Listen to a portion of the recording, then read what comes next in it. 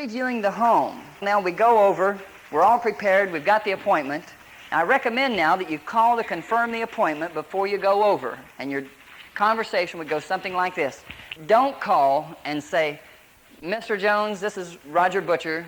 We had an appointment this evening at 6:30. Are you still available?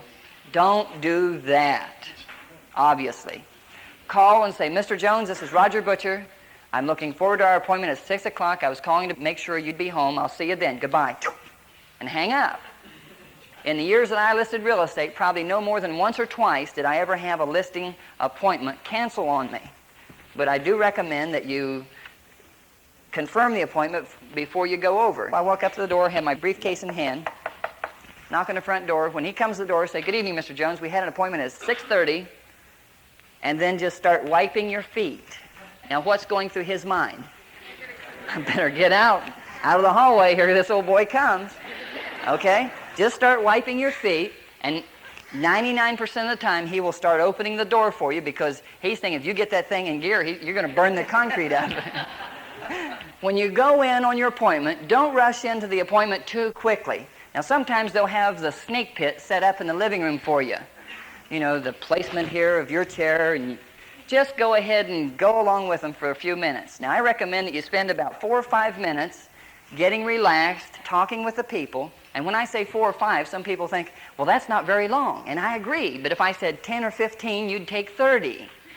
But I do recommend that you spend no more than 5 or 7 minutes in building rapport to start with, because if you try to win them over too much by being Mr. Wonderful, you're going to drown everything else to follow. Win them just a little bit at a time, and then as you go through in your presentation, your entire evening's presentation, they become closer and closer and closer to you as they see that you're a knowledgeable individual. So spend a few minutes getting relaxed, ask about jobs, kids, hobbies, clubs, pets, etc. And then open your briefcase and take out a Polaroid picture of the property and say, Mr. Jones, I find that many sellers that I represent over the years move away from the property and never really have a nice photograph of that property. I'd like to present you with a picture of this house. Thank you. You see now, I didn't just give it to them, I presented it to them. There's a difference. Then take your legal folder that has your business card on it and say, I have prepared a special folder for us this evening to keep our important papers in. And present that to them, the one with your business card. What are you doing to that individual's mind? Have in your briefcase also, ready to pull out, a legal clipboard. And on the front of it, what do we have? All together. Cooperative service agreement. That was good. Let's do that again. Cooperative service agreement. Excellent. We have our listing agreement. This is a recommended order to viewing the property that I recommend is the bedrooms, the living room, the kitchen. Now, like back east, where these tapes will be available, I would recommend then the basement. But normally in the West Coast here, we don't have basements. Then the garage, and then the backyard. You're probably wondering why I view property in that order. How many of you would like to know? Let's say, for an example, kind of the normal thing is that you view the living room and the family room first, particularly when you're showing property. Now, I'm a creature of habit. I like to do everything pretty well, about the same every time I do it. I like to preview property by myself when I'm looking for property on multiple listing tour or office tour in the same format. I view property when I'm on a listing appointment the same way. I show property to a buyer with this showing format exactly like this. Is it now easier for me to remember more properties? Say yes. You guys are too much. You're really great. Of course it is. And then if I'm showing property to a buyer, if I show him the living room and the family room first and then take him into the bedroom, which rooms are the bigger of the two? Living room, family room area. Now, if I take him from the living room, family room after demonstrating that into the bedroom, how does that make the bedrooms look? Smaller. And then the opposite is exactly reversed. If I show the bedrooms first, how does that make everything else look? Very good. You see here the legal folder number 2 for after the presentation. That's the one with the name, address, phone number. And I'll review the loan information letter with you in just a little bit. And then the comparative market analysis you'd have in legal folder number 2. And then when you're touring the property, be sure to use the word professionalism as often as appropriate. Not overdo it. When you ask a question and they respond, say, well, let me jot that down, or let me write that down, or let me make a note of that, type of an attitude, that they know that you're recording everything. We're going to talk now about previewing the home with the owners. You know, when I think about homeowners, I always think about a story. It was back during the Depression days, and his dad was out of a job, and they had a lot of kids, and things were really getting tough. I mean, they were just worried sick about when they were going to have their next meal or where it was coming from. So things were getting pretty tough, and this one little boy in the family had this pet duck, you see. And they'd been selling off jewelry, furniture, anything they had to make do for the next day's meal. So things were really getting tough. And this one evening, the kid came home from school, and the dad sat down with the little boy and says, son, he says, I know how dearly you love that pet duck that you have. But he says, things have gotten so bad that that pet duck of yours is probably going to have to be our next meal. And the little boy says, oh, Dad, we can't kill that duck.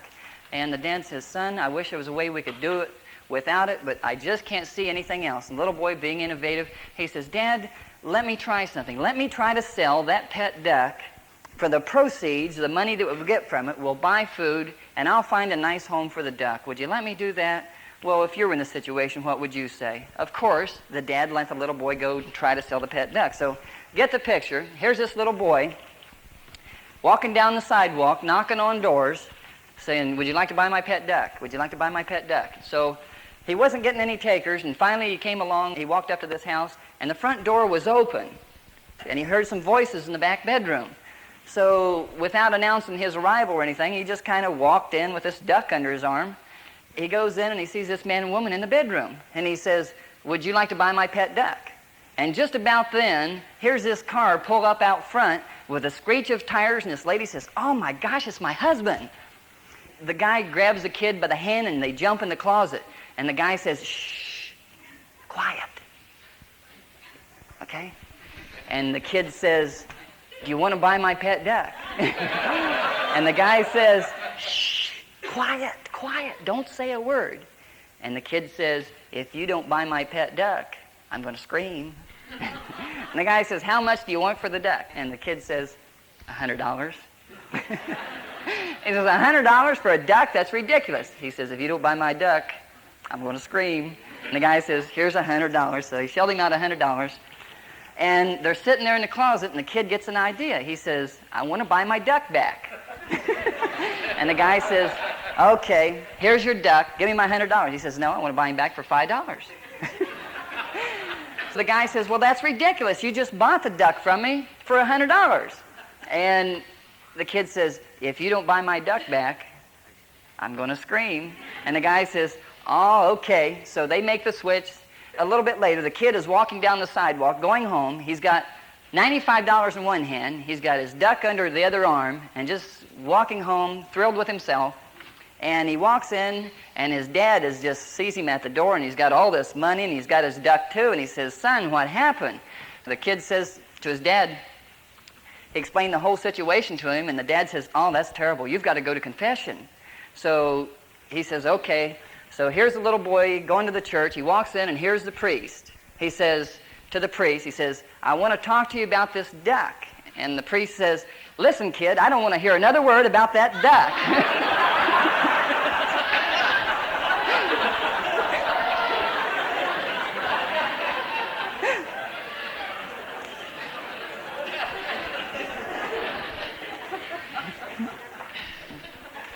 We've done our preparation. We're now going to preview the home with the owners. Sometimes I measure the property first for square footage.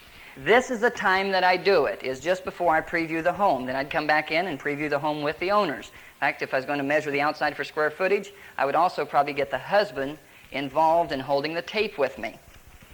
And the way you can start getting into the theme of that in previewing the home is, Mr. and Mrs. Jones, would you like to show me through your home? And please feel free to tell me as much about the home as you can. assure them that you want to know information about that property. And as you're saying that, you're taking out of your briefcase your legal pad and clipboard with your cooperative service agreement right on the front. And I would recommend then to go into the bedrooms and start previewing the home, say as an example in the master bedroom. And then I recommend you ask, you don't mind if I make a few notes, do you? Well, of course they don't mind. So as you're previewing property and asking them these questions, you would jot them down, either making your note here about the property itself specifically, or writing various pertinent information on the listing agreement itself. Now let's preview some of the questions that you would be using in this situation. Here's a question. Now these are not in order because at different times, different situations are going to prevail itself that you would ask different questions at different times. Here's a question. Have you folks ever sold another home before? If they say yes, then you say, did you have any problems with the sale at that time? Oh boy, did we. Could you expand on it, please? And let them tell you this situation that happened. Is this move due to a job transfer? Then you can find out more about employment and so forth. Now, let me give you an example of one thing I like to do when I walk into the master bedroom. Say in the beginning of the previewing of the property, I would have my trusty ballpoint pen, my clipboard, and one thing I would do too, this is a 20-foot steel tape. Now, I've seen these little gadgets that you roll across the wall, the optical camera-looking things that you adjust for room size. I've tried them all, the little roller on the carpet, and I've never found anything any better than just a plain 20-foot steel tape. What I would do is I would have this as I came in from the car from the very beginning. When I arrived at the property, when I sat down with them or something, I would have that under my jacket. Now, you gals may have to make other provisions. I'm not sure. Wear it on your garter or whatever. When we first walked in,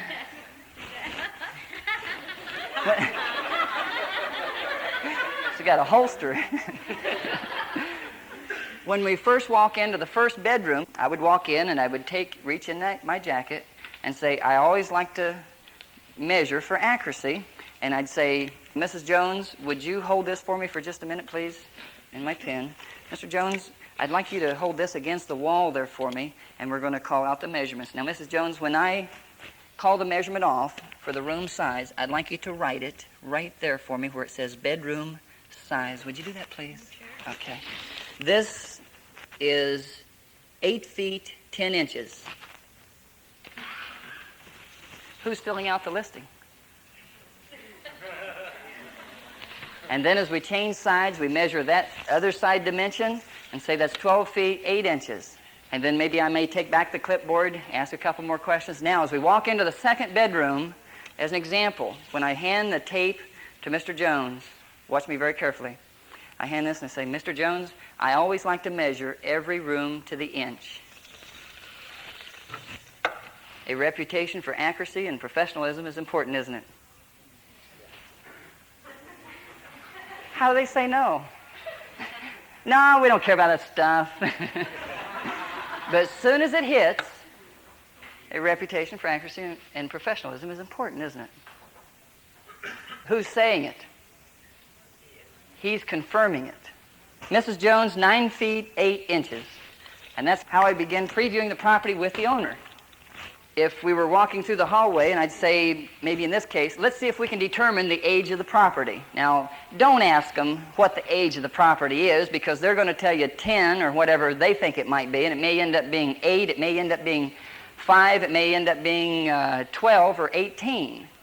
You're the pro. I want you to know how to find out how to determine the age. Let's say this is the toilet tank. When I say the lid, I mean this tank stool lid on the back of the toilet. Now, what you can normally do is take that lid off, turn it over, and there is a date impressed in that lid. And most probably, unless they have broken the lid in the past and replaced it with a newer one, that you're within a month or two of when that house was built. You're within a month or two. So your phrase to start into that is, why don't we see if we can determine the age of the home? Don't ask them if you can do it. If they've got things, a flower pot or whatever it might be on top, just start moving it off, setting it on the sink. Be careful not to break anything. And then you take the position that you're going to determine. And most people, probably 90% of the time, will say, gee, I wasn't even aware of that. I didn't know you could do that.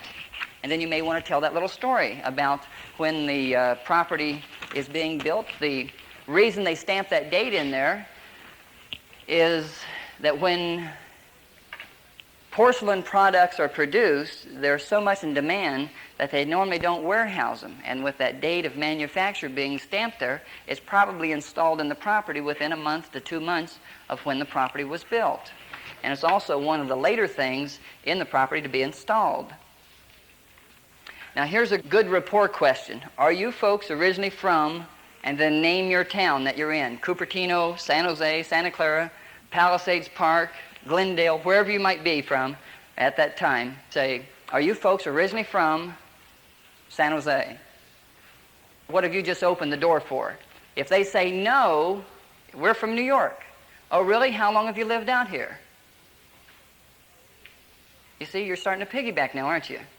Building more rapport. Then, Mrs. Jones, do the drapes stay after we sell your home? Where do you folks plan to move? If you haven't asked that question already.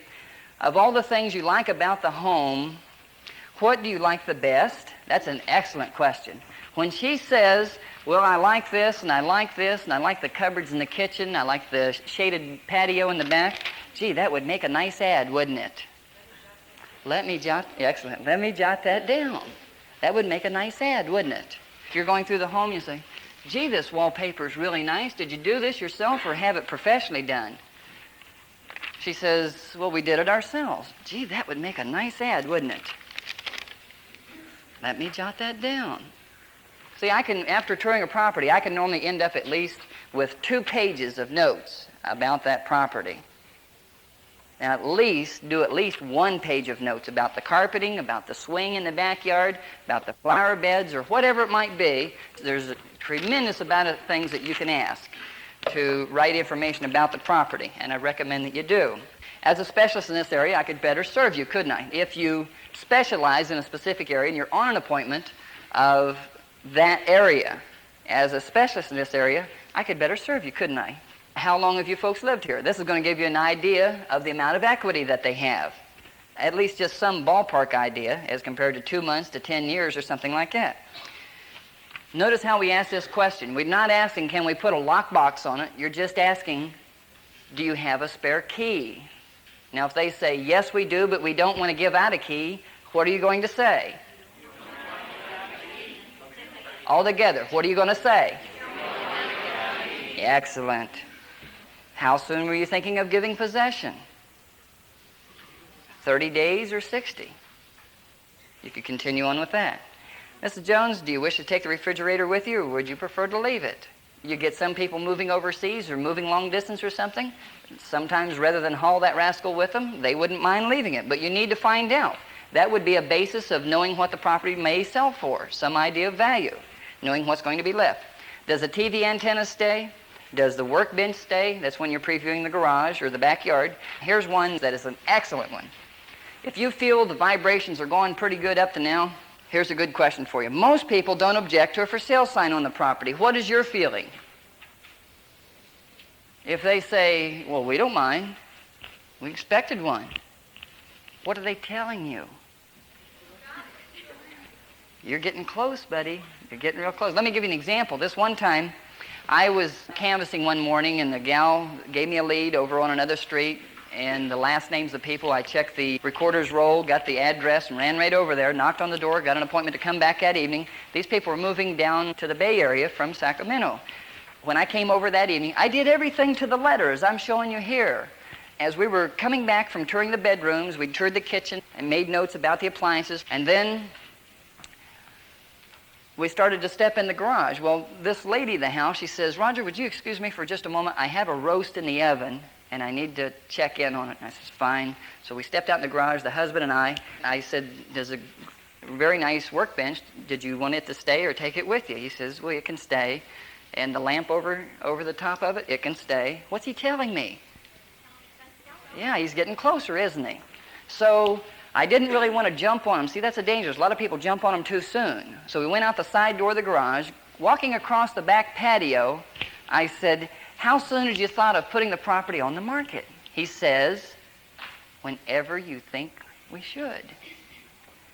I almost took the back door off of that house getting in there. I did a presentation, a very fast one, to keep the yes momentum going, slid it in, signed it, and had it. You see, but the danger is most salespeople would think, oh, I've got this one. And then they try their final close talking about price. They divulge a price they think the property should be listed at. And then what happens? All your normal objections start coming up. Well, we've got a friend in the business. Well, we got to think it over. This is why you're getting those objections. You've got to lay the groundwork first. I firmly believe that. You'll be surprised, I assure you, that if you'll learn this material, learn the presentation like I'm trying to share with you, I can guarantee you you'll have probably at least 80% less problems closing. And when you see the technique here that I use on closing the listing, I think you're going to like it. I know I did.